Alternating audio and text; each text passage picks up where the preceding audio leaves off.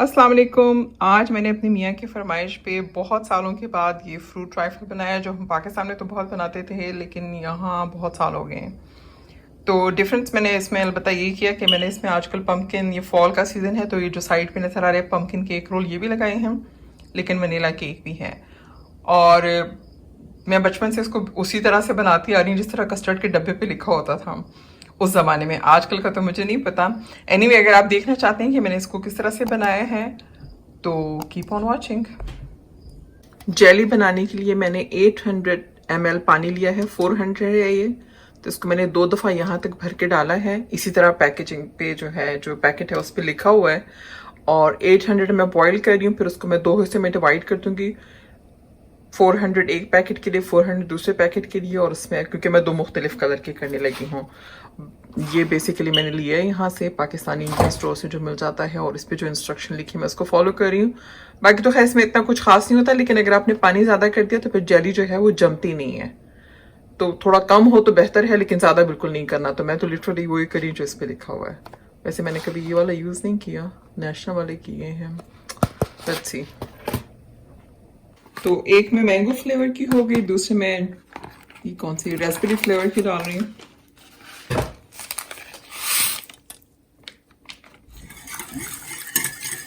और डालते साथ ही फौरन आप इसको अच्छी तरह से विस्क कर लें ताकि वो डिसॉल्व हो जाए।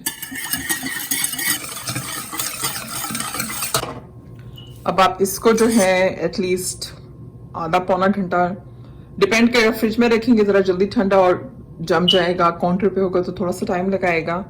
तो मैं सबसे पहला यही काम किया क्योंकि इसको ठंडा होने में, जमने में टाइम लगेगा। और आपने जिस शेप की चाहते हैं उसी तरह के बर्तन में डाल दें, उसी शेप में इसे जम जाना है। मैं इस बस सोच रही हूँ कि बस एक सर्कल सा ही पूरा बन जाए, फिर मैं देखती हूँ कि उसको एज इट इज डालती हूँ या क्यूब्स में काटती हूँ। इस वक्त आप इसको जमाने के लिए रख दें तो कोशिश करें कि आप इसको हिलाएं नहीं। अब मैंने कस्टर्ड बनाने के लिए दूध जो है वो गर्म करने के लिए रख दिया है। और जो भी आप कस्टर्ड का डब्बा इस्तेमाल कर रहे हैं, जिस ब्रांड का, जो भी उन्हें इंस्ट्रक्शन लिखी है उसको फॉलो कर लें। इसमें जो उन्हें लिखा है 2.5 कप के हिसाब से, तो मैं इसको डबल करके बना रही हूँ। तो तकरीबन 4.5 कप मैंने इसमें डाला है दूध, और आधा कप छोड़ा है क्योंकि उसमें हमने कस्टर्ड को मिक्स करना है। और इसमें कस्टर्ड पाउडर के अलावा सिर्फ चीनी लिखी है जो मैं इसमें डालने लगी हूँ। तो ये इस वक्त इसमें दूध है 4.5 कप, ठीक है।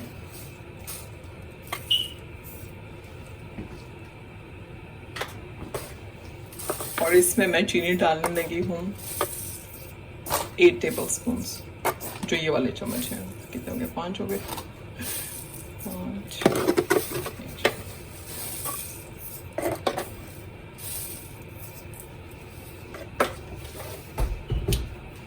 अब इसको उबलने देना है। जब भी दूध उबल जाए तो फिर इसमें हम कस्टर्ड, ये जो रिमेनिंग 1/2 कप दूध है इसमें मिक्स करके और इसमें डालेंगे। मैं फर्स्ट टाइम जो है शान का कस्टर्ड इस्तेमाल कर रही हूँ। मसाले तो इस्तेमाल होते रहते हैं, लेकिन कस्टर्ड शायद मुझे बनाए हुए साल हो गए। और इसका ये जेली भी मुझे याद पड़ता है, हम अक्सर इस्तेमाल करते थे, अहमद की जेलीज होती थी, और कस्टर्ड भी शायद अहमद का होता था या पता नहीं किस ब्रांड का होता था, लेकिन ठीक ही होगा। तो ये है 1/2 कप दूध। तो डब्बे के हिसाब से 2 कप के लिए है 2 टेबल स्पून, और मैंने डाला है ऑलमोस्ट 5 कप। तो बहुत ही हीपिंग कर देती हूँ, मुझे थिक सा चाहिए क्योंकि हमने इसे ट्राइफल में इस्तेमाल करना है। तो ये काफ़ी भरे हुए, मेरे ख्याल 5 चम्मच हो गए। ये जो कस्टर्ड जो इसमें हमने आधे कप दूध में घोला था, इसको हम आहिस्ता आहिस्ता ये जो उबलता हुआ दूध है इसमें मिक्स कर देंगे। चम्मच बीच में हिलाते रहें ताकि गुठलियां ना बन जाए, और थोड़ा थोड़ा करके डालें बेशक।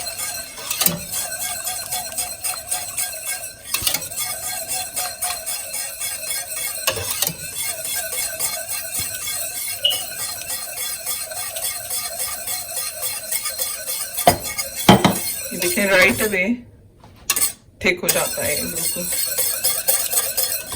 अगर आपको इतना थिक नहीं चाहिए तो फिर आप कस्टर्ड पाउडर कम कर लें। तो ये बस तैयार हो गया है, इसको हम ठंडा होने देते हैं। फ्रूट मैंने सारा काट के रख दिया है। मैं इसमें डालने लगी हूँ कीवीज, बनानास, एप्पल, ये है फ्रूट कॉकटेल जो टिन में मिलता है, सिरप मैंने इसका अलग कर दिया है, एंड स्ट्रॉबेरीज हैं। आपकी मर्ज़ी है, आप इसमें कोई सा भी फ्रूट डाल सकते हैं। केक में मैं इस्तेमाल करने लगी हूँ इसमें ये जो पॉन्ड केक होता है, वनीला केक है ये, और साथ में ये है पम्पकिन केक रोल। तो इसको भी काट के मैं सोच रही हूँ कि बीच में यूज़ कर लूँ। उसको हम सबसे पहले काट देते हैं।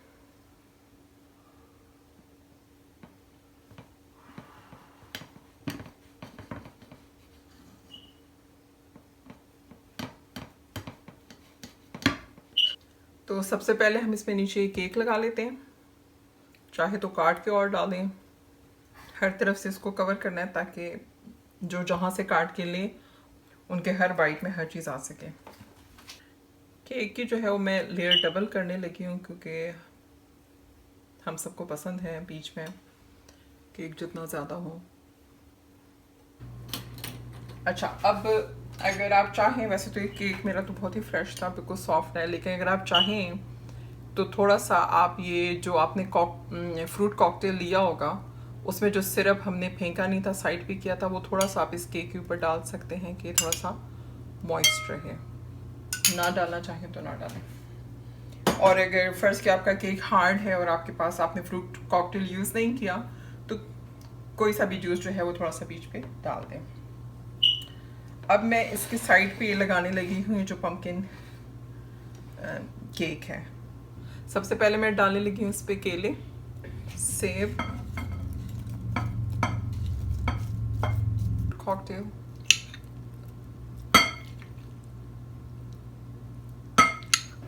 अब मैं इसके ऊपर डालने लगी हूँ ये कस्टर्ड जो कि अच्छा खासा ठंडा हो चुका है। मैं इसके साइड पे लगाने लगी हूँ ये स्ट्रॉबेरीज।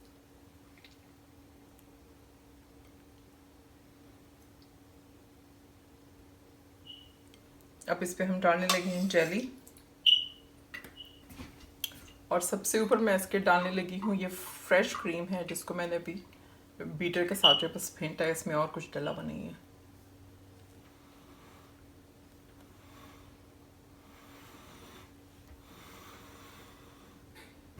बिल्कुल ऊपर से ये मेरे पास है, ये ज़रूरी नहीं है लेकिन अगर आपके पास है आप इसको यूज़ करना चाहें, या ये ही जो आपने whip किया है इसको, अगर आपके पास पाइपिंग बैग है जिससे केक वगैरह को डेकोरेट करते हैं तो उसमें डाल के भी आप कर सकते हैं।